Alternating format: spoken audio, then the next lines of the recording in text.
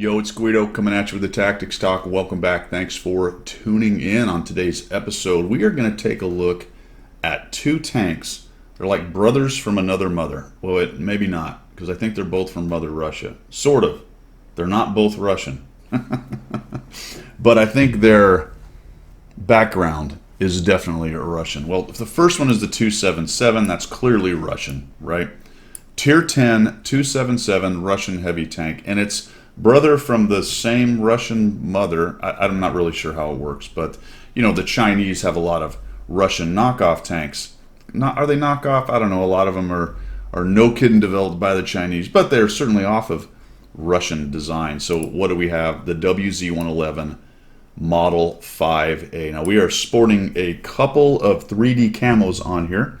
So the WZ is sporting the Last Dragon 3D camo. Pretty cool, not too bad. And the 277 is sporting Fluffy.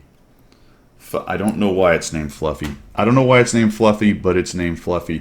These two tanks are somewhat unique because they are fast heavies.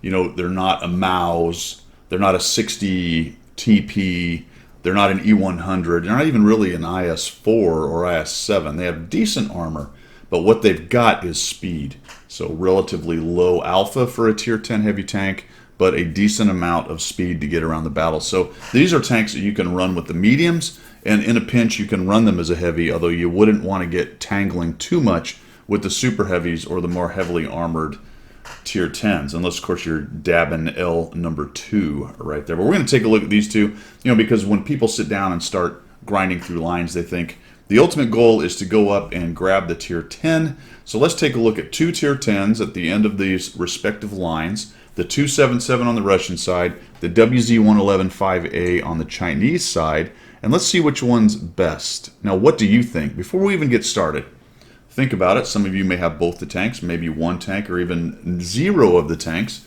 Which one do you think is better? I'm going to tell you, it's tricky. It's tricky. Like I said, they are brothers from the same Russian mother. I guess he gets around. I don't know. Let's just leave that whole line of reasoning because it's getting me in trouble. Let's move on. We're going to take a look first at the 277, then the WZ, and we will give you some comparing and contrasting. We'll jump into the comparison tool, and then I'll show you some gameplay of these two tier 10, the old end tier 10 heavy tanks. All right, first the 277, as you can see, a fairly classic tank design, Soviet design. The turret is a little bit forward on the hull, nice angling, typical of Soviet designs. The saucer-shaped, rounded turret, although it is quite elongated there, 290 millimeters on the front of this thing, 140 on the hull, a little less below right there. Notice the weird little curvature right there. A little bit American-esque in terms of that. Be careful about the front sprockets because there's not a lot of hitbox behind them. If you're no kidding hit at the very front of it, you can see that there's not a lot of hitbox behind there, so you're going to want to hit a little bit further back when you're taking those shots. So pretty standard Russian design with a little bit of difference up front. Not quite a pike nose, but that little rounded area right there. This is a tank that was developed in 56 to 58 at the Kirov plant, Leningrad. There were a couple, one or two maybe prototypes made, and it was canceled for the Object 770 Heavy. The T10, by the way, and we'll look at this in just a second, the Tier 9 that leads to it was actually produced. About 2,500 units were active in the Soviet Army. So the one before this one was a tank that no kidding existed, but this is more or less a prototype tank right here. Let's take a quick look at the tech tree, just to how do you get to the 277.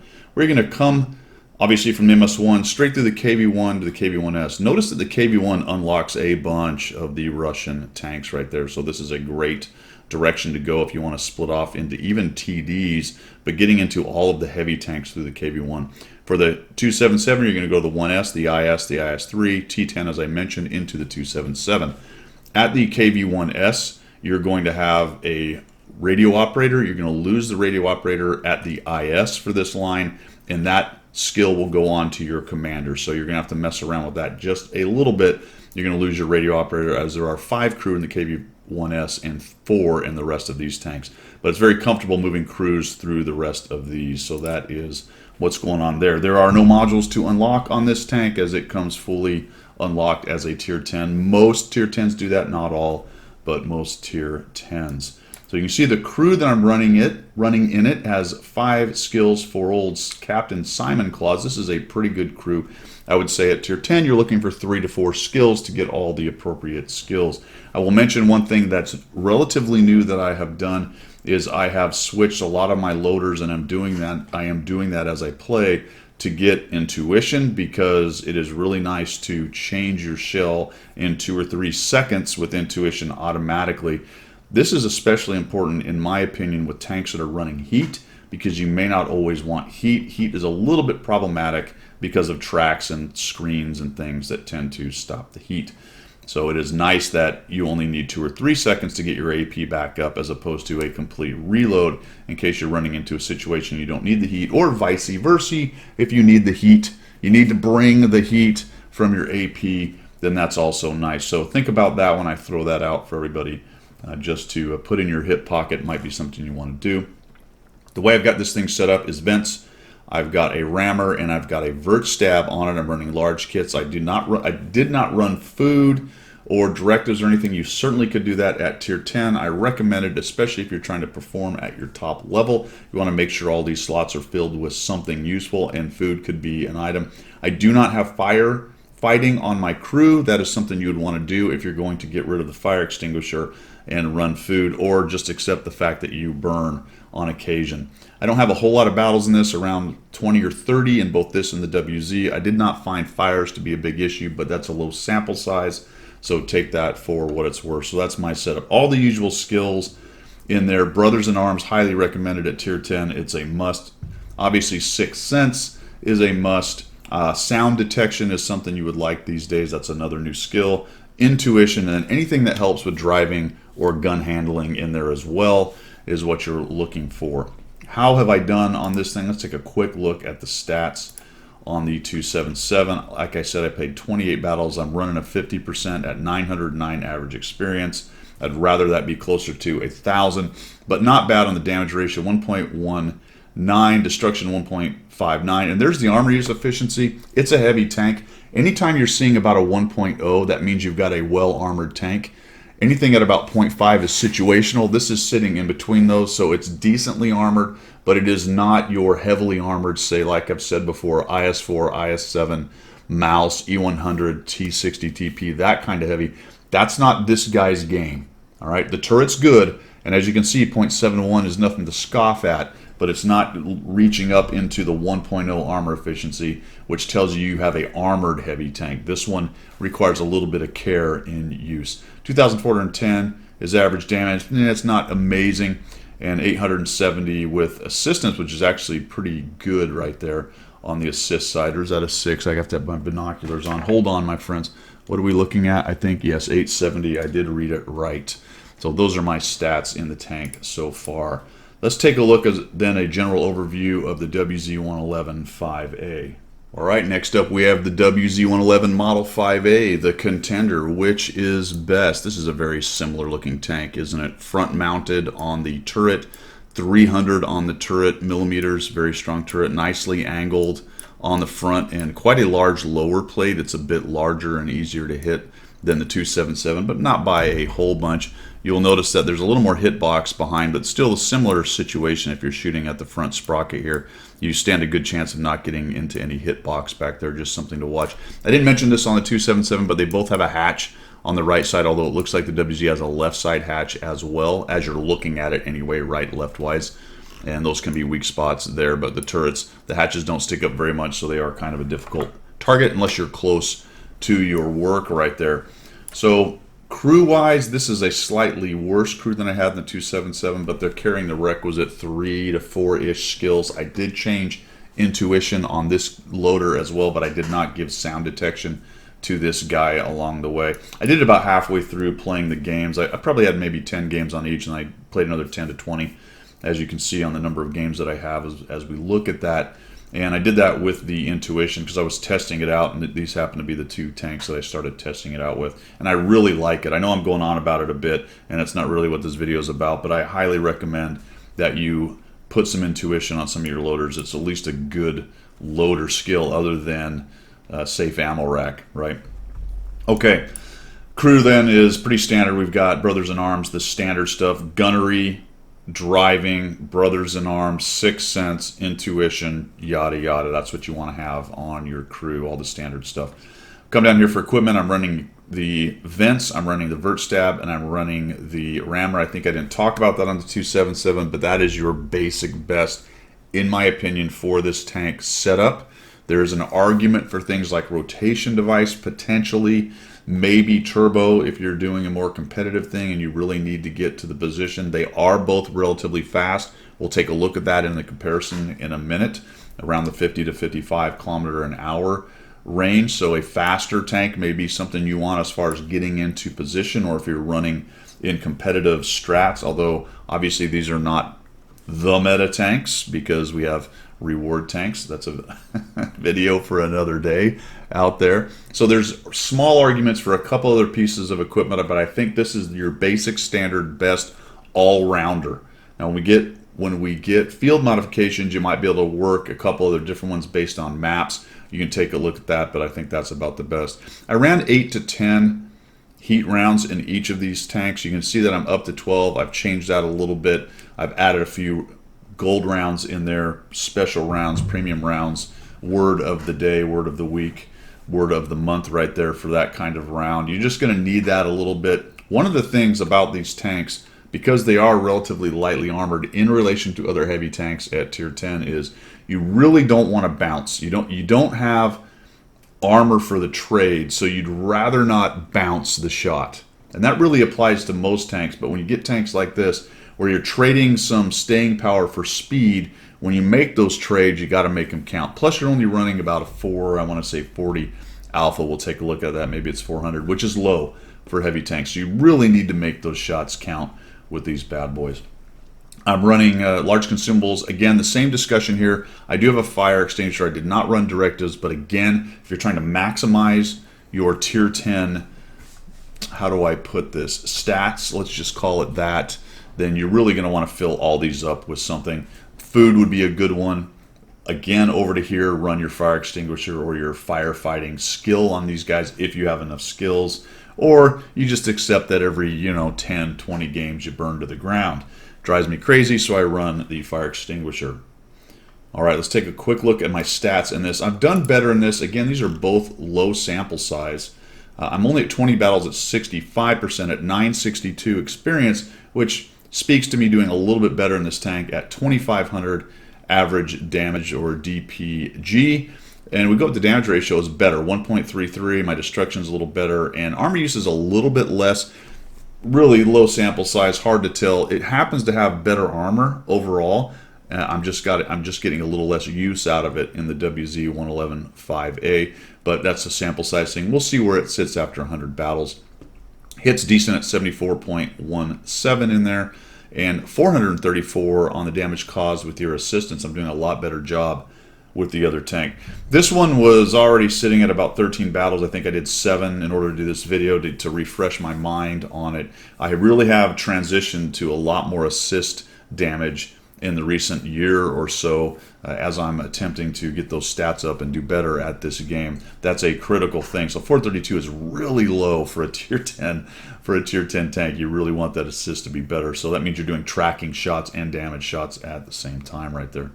So doing okay in this thing so far, but again, low sample size.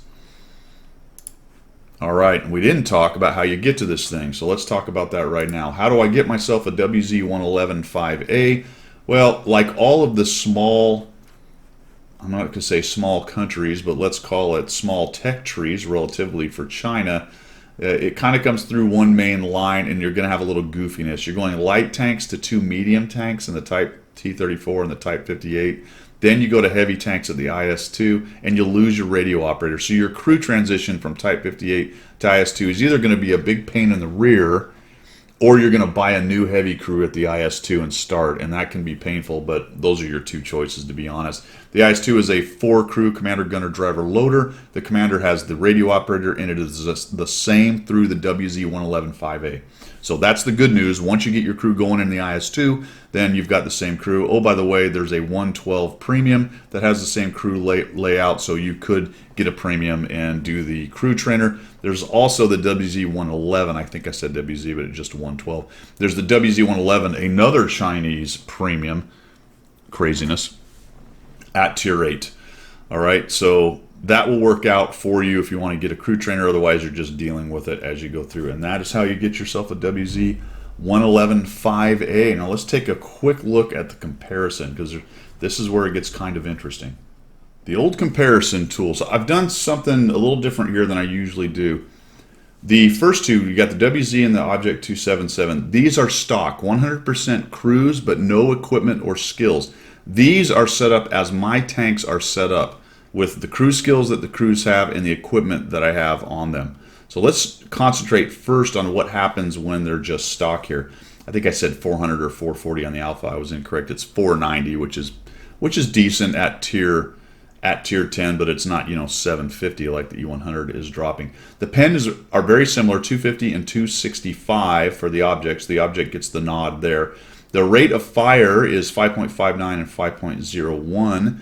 Bit faster right there, okay, for the WZ-111 5A. Gun loading 10.74 at 11 and 11.99, 12 seconds essentially here. But let's drop down to the numbers that I thought were kind of telling on these two. And these two are so similar, it's really hard to find one that's better than the other.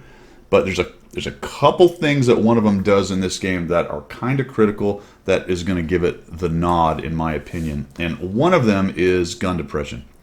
-7 on the WZ-111 5A makes a lot more terrain usable. You might think, well, Guido, 1.5 is not that big a deal, but actually it is. Because of the way the maps are designed, the way the rubble piles are, the way the angles of the hills are, -7 is just much, much more comfortable than -5.5. When you get to 8, it's just about right. -10 is pretty much perfect. Anything more than that opens up a little more terrain, but I'm telling you, I don't want to put too fine a point on it, but I don't think you can, because -7 is just better based on the way the maps are. It's part of the design of the game. Aiming time 2.4, 2.59, not too bad, and we've got 2,700 DPM to 2,453. That makes the WZ-111 just a little bit better at getting the shots downrange, although it does have a slightly worse dispersion at 0.37. Hit points are the same. Obviously, they don't change unless you put hardening or something on it like that. Hull armor 140, as I mentioned. For the WZ, 120 on the side. For the 277, 112 on the side. So a little bit easier, but not much, depending on the side of the 277. That will have a bigger difference in side scraping situations, angling and such. There's that turret we mentioned, 220, 300, both very usable, although the 277 has a pretty strong side turret armor at 224, whereas the WZ is fairly thin at 180. So what you're trading really here, because we get down to the speed and the specific power and the weights, with the WZ-111 5A, it's a heavier, slightly more armored tank, so you're going to be a little bit slower by 5 kilometers an hour. I didn't find it to really feel that much different, 50 kilometers an hour down here, and the 277 sitting at 55, both reverse at 15, which is about the same, and that goes down to the engine power. The WZ just has a smaller or less horsepower in the engine at 750, whereas the 277 has 950. So the 277 is more mobile, but I found the WZ-111 a little bit better offensive-wise, a little bit extra depression, right? Better DPM. Very similar, not to make any really big difference, dispersion at 0.37, just one worse than the 277, and the aiming time was better, right? And just down here, Camo is heavy tank Camo, and they both have a 400 view. So really quickly, if we dive over to my setup, what does that do with my decent crews and my equipment? Well, all this is the same here, but we get the rate of fire down to 6.52, or up to 6.52, and 5.84. But let's just dive down and look at the DPM. I get up to 3,194 on the WZ and 2,862 on the 277, and over 2 minutes, that's an extra shot. Now, we don't just sit there and shoot every time we're reloaded. I think the important piece here is that a second difference in reload, and that can be huge in poking and trading situations. The WZ-111 5A just reloads faster, and it starts to feel more like medium reload speeds at tier 10. Not quite, because those are usually 5, 6, maybe 7 seconds. But still, you get the idea. This is a fast firing heavy tank. Both of them really are overall, as compared to other tanks, other heavy tanks especially. But I just found that the WZ-111 5A just had a little bit more oomph getting shots downrange, a little bit better armor. And then we get into things like traverse speed increasing and all that good stuff with the cruise. It just seems to me, and from what I have found in my gameplay and my stats, and we will look at some examples of gameplay, but in terms of a fast, heavy tank with decent armor but not heavily armored, I found the WZ-111 5A to have the advantage over the 277. Even though the 277 was a little bit faster, the rest of the package of the WZ-111 5A, the gun handling, the depression, slightly better armor, not really losing out too much on the speed, only 5 kilometers an hour slower, I found it to get the edge. But let's take a look at gameplay, and we'll wrap this thing up. All right, first example, we're going to go with the 277. We're going to go with the 277. We're on Lakeville, Himmelsville, Lakedorf, headed over to the town. Now, top tier, it's only a 2-tier battle, though, so we've got 10s and 9s, and you can see the speed on this thing. I'm actually passing up the Progetto, which is a pretty fast tank in and of its own right. Keeping up more or less with the 121 and the 430 right there. We're headed into town. Now, what I found with both of these tanks is you can run with the mediums and you can do medium things. Unfortunately, on this particular map, medium things are more or less going into the town. You could go to the middle potentially, and we have a couple goofballs going into the Valley of the Noobs over there. The mill I can see, but our 113, our UDES, okay, the UDES has that good siege mode thing going on. I have really no idea why the Charfuture is in there. However, as you will see, I'm fairly glad that he is, based on how things go, because you're gonna fight the match you have, not the one you wish you had. Meta's fine, understanding the map is fine, but you've got to pay attention to what's going on. The good thing about that, and the reason I mention it, is that the 277 and the WZ are pretty fast tanks, and they have a fairly decent time reacting. Whereas you might get stuck in a position in a Mouse or an E100 or one of the slower heavies, even an IS-4 to some extent. The IS-7 is a bit of a freak of nature. It's got all that armor and that speed. I don't know. I can't explain it. It just happens. But you get what I'm talking about. The ability of your heavy tank to flex, to react, to reposition, to flow, whatever word it is that you like to use in this game, to take your tank from one position to another and affect the battle. So we get a big stack up over in the valley. We have a decent crew over here. So I'm going to go ahead and try to put a shot into the 430, and we get one up under his armor right there. Punish him a bit. I really wanted to push in and support these guys, but even though it looks like there's a good amount of the enemy team over there in the Valley of the Noobs, I was a little bit worried that we might get a little overwhelmed here if we all pushed up and then the Mouse showed up. And I felt, well, okay, maybe I feel a little bit better about this. But at this point, I'm kind of sitting back a bit. I have found at tier 10 that getting over-aggressive is a really easy way to get deleted and sent back to garage, but you still have to balance that with supporting your team, getting damage in, and making sure that the enemy team doesn't obviously overwhelm you. So for the moment, this corner should hold, be a good spot to take guys on here. That was just a bad shot. I should have tried to get to the lower plate, but it was still fairly well angled. I do manage to get him tracked, and I don't quite reload fast enough to get inside of his repair, or if he hit the kit potentially in there as well. Now that it's kind of proven, and a lot of this game is timing. It's a time game. If there was a whole bunch of enemy tanks, they probably would have already folded in and around and taken on our guys that were there. They did manage to get the Progetto.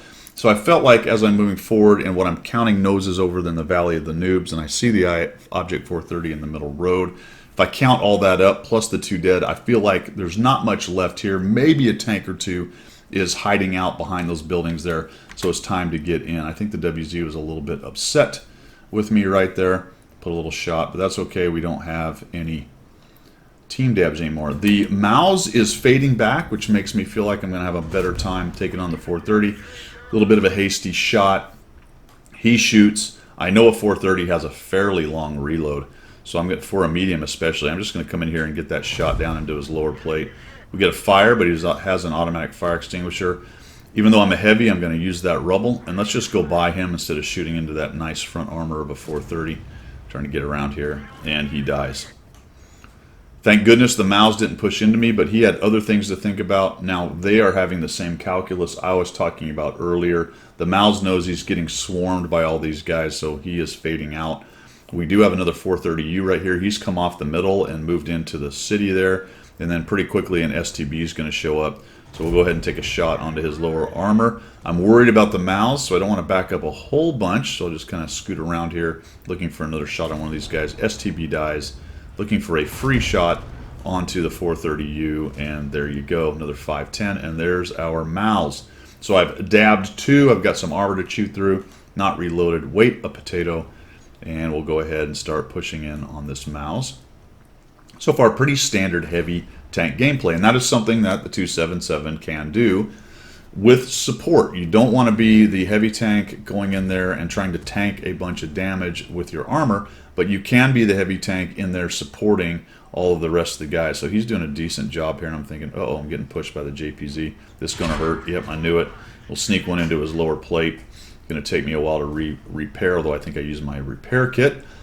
Let's keep ourselves mobile. I know I'm going to eat a shot from the Mouse, but let's just come in here and go ahead and take that next 506 or 507 off of him. It did say 506, did it not? I'm not really sure what happened right there.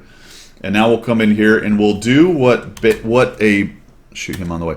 We'll do what a medium tank can often do, which is change the tactical situation in the local fight by adding angles, by moving from cover to cover, which is maybe not necessarily something you can do with the Mouse or some of the bigger tanks.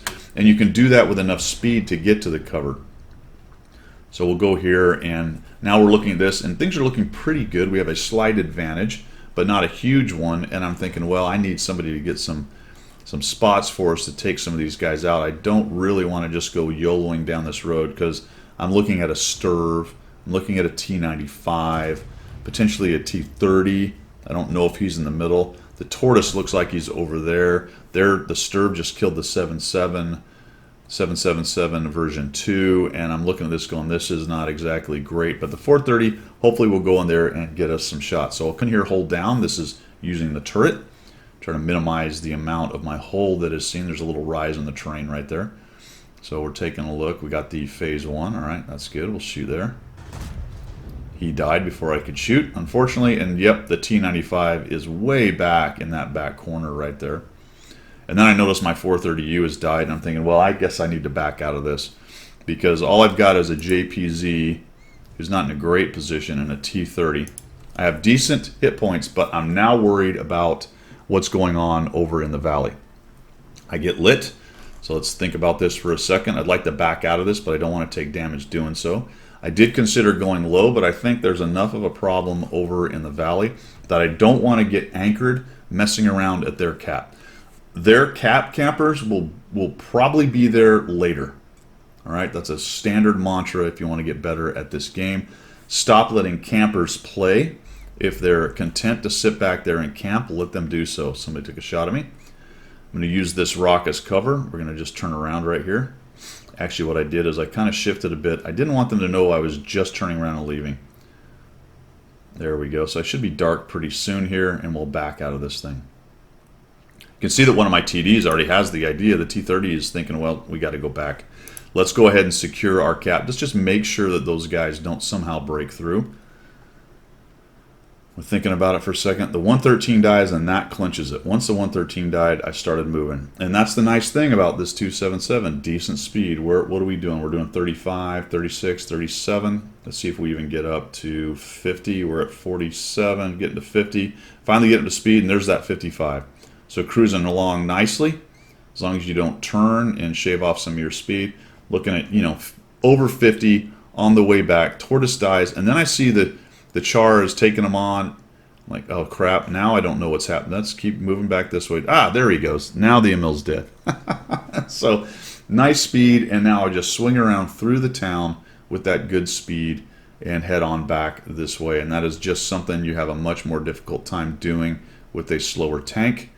And we'll go ahead and push on in here with our 277. I figured I'd get lit, but I'm in the low ground, which is nice. Gives me a much better approach. If they want shots at me, they've got to come forward, and that should then let the JPZ have a shot. Although, to be honest, I'm not even sure if he's in position to do so. Maybe he is right there. So now I've got to wait a little bit. You'll notice the T-30 has swung around and is looking to come in through the Valley of the Noobs.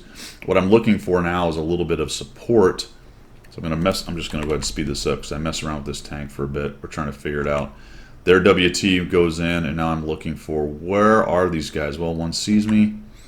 Go ahead and push this dead tank a little more, using for armor. The WT is taking on our guys back there, taking on the T-30. Our WT reacts to it right there. It looks like things are going well. I backed down that road because I thought maybe I need to go back, but then he dies. All right, good.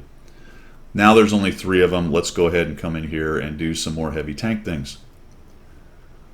Looking for what's going on. The Super Conqueror's taking shots. He's bouncing or missing that Sturv over there. They're dueling. I need to really get in his face, but I'm also waiting for the WT and the T-30. Once they put pressure on the 6 o'clock, there's the Sturv. That was kind of the one I was worried about. I really figured the T-95 is still sitting where he was. Now that we've got the Sturv lit, we'll just come in here and we'll start shooting this guy in his weak spot up there. There's the T-95. He's going to have a hard time. He's trying to take on the guys in the valley. Keep working on the old Super Conqueror. Come on, guys. Here comes that JPZ. T-95 pointed to the valley. That's good SA on comms. Very nice. Conqueror takes a shot. We'll come out here. Conqueror's a reload pretty fast. I'm just going to come around the side. I was going to pass him, but thought better of it because I didn't want the T-95 to just make that corner. I did eat a shot from the Conqueror. Yeah, see, he's trying to make a push around the corner. I'll just accept that I'm going to get hit by him, and I don't actually get the kill. I eat a shot both from the Super Conqueror and the T-95, and then we'll back out this way. Looking for potentially another shot. We got 4,391. I'd really love to get a shot into the back of the Sturv, but I'm at 133 hit points. If I push into this T-95, he'd just kind of sell out and come around the corner. He is being kept honest a bit by those guys. He has really shown no proclivity to be aggressive in any fashion at all. So he's turning around that way. We're going after the Sturv. I don't think I get any shots on here because he melts pretty quickly. Maybe, no, he melts. So here's that speed. Okay, fine. We'll just spin right around here. Look how nice and fast that is. End game-wise, with mediums and light tanks and fast heavy tanks, it's nice to have the speed to beat other people to the last hit points. If you can maintain your vote, come in here, we'll put another hit on him, and we'll just ram this guy, which kills us both. Perfect. The perfect ending, 5,088 damage, 115 only on the assist, and we've got 1 kill with the old victory coming in there. So I think a pretty good example of 277 gameplay, doing some heavy tank things, doing some using your mobility, medium tank things, and then end game having enough speed to get in there and take the last, what, 500-600 hit points off of somebody right there. Let's take a look at the WZ.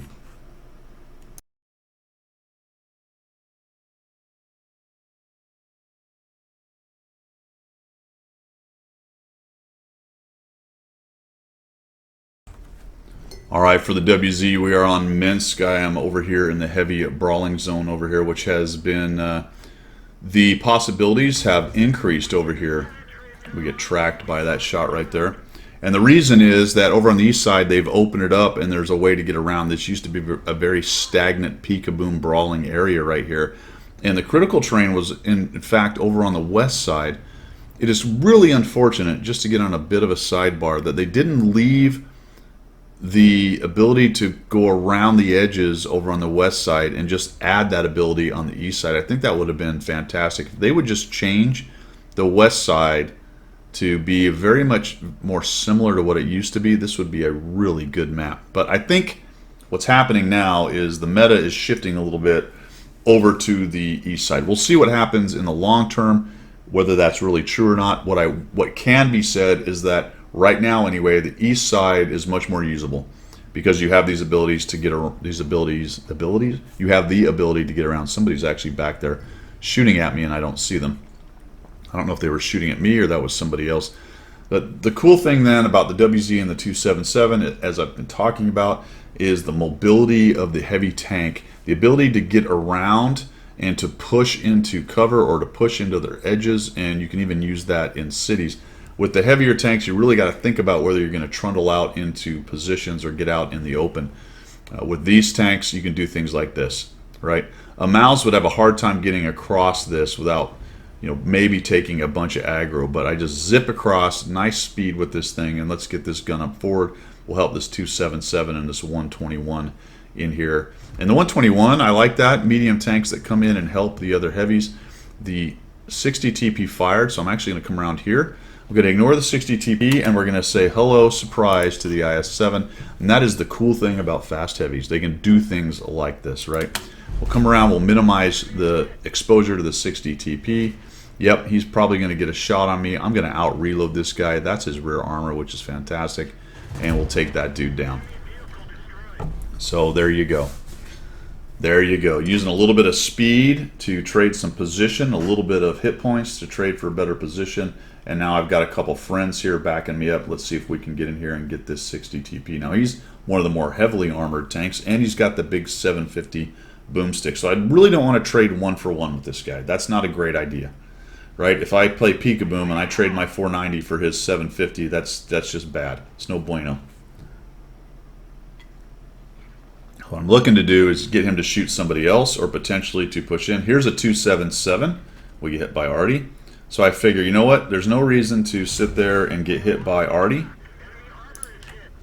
We can use our speed. We can come around and holy cow, look at that. I actually bounced a shot, right?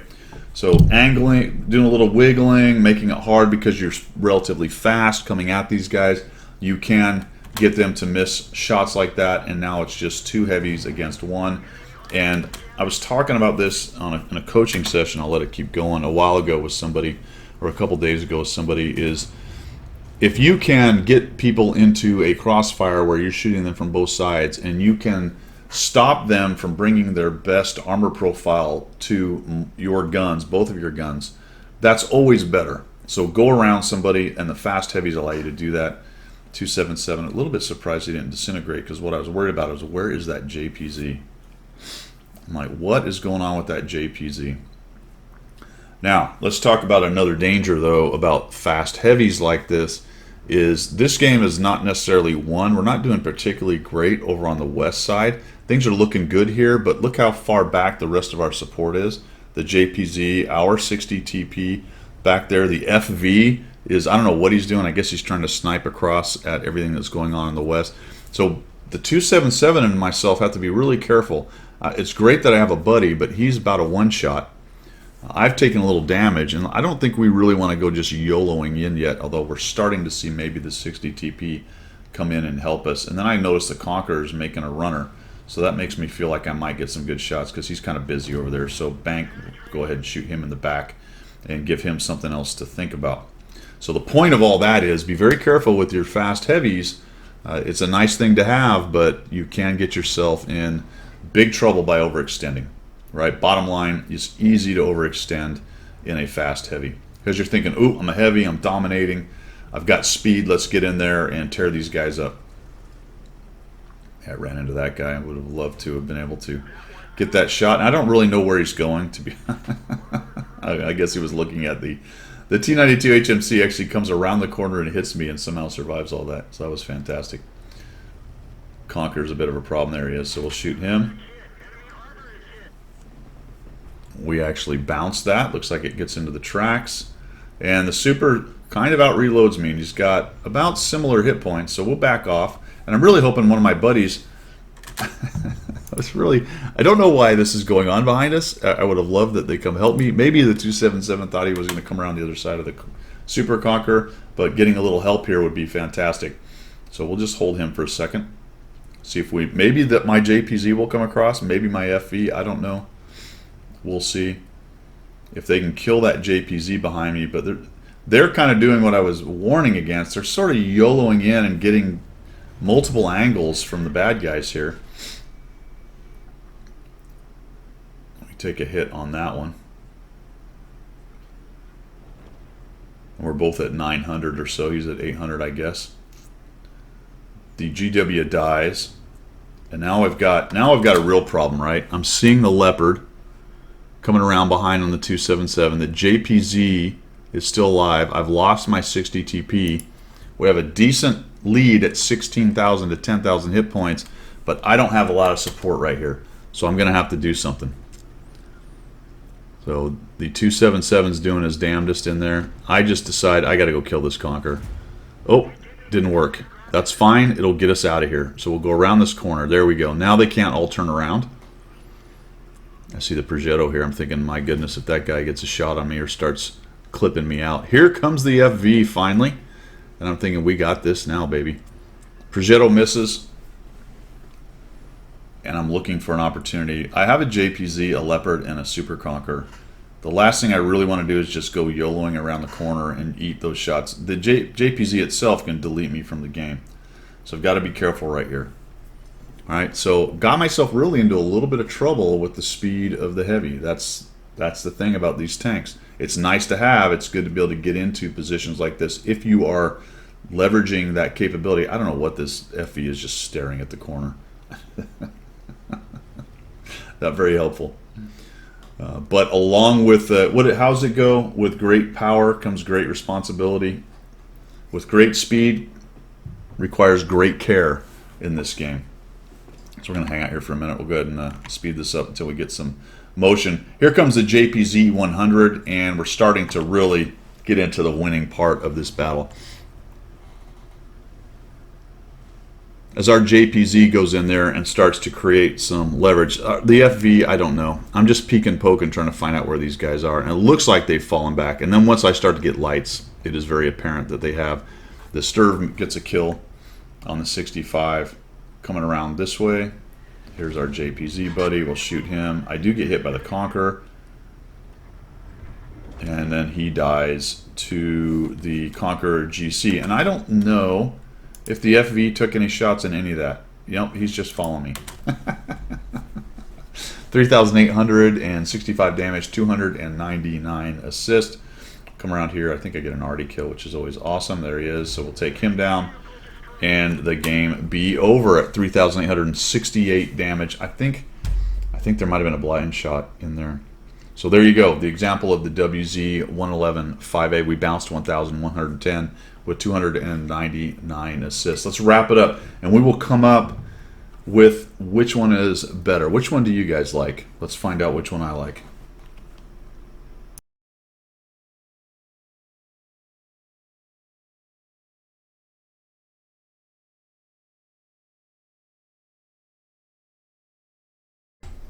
Well, all right, my friends. Which one is better? The Last Dragon or Fluffy? What do you guys think? Well, it's pretty easy for me, even though they are so close. Like I said, brothers from the same Russian mother out there.